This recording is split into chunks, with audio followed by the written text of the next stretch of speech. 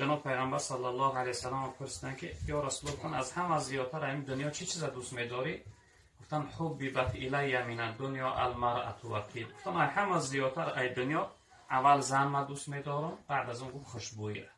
زن بسیار نعمتی بزرگه. جناب پیغمبر گفتن زن نصف دین شخصیته. در اصل انسان وقتی زن میگیره دینش کامل میشه، چون که یعنی انسانی کامل میشه، زندگیش آباد میشه. زن شخصیتی که برای انسان فرزند تولد میکنه. زن شخصیتی که محرم راز انسانه، یعنی همیشه در کنار انسانه، در غم شادی انسان شریکه.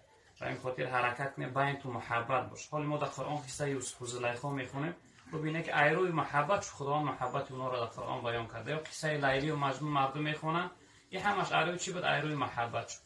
وقتی در زندگی محبت عشق باشه، زندگی شیرین میگذره، زندگی خوش میگذره، زندگی پرمعنا میگذره. و این خاطر حرکت می همسرهاتون دوست بدارید، محبت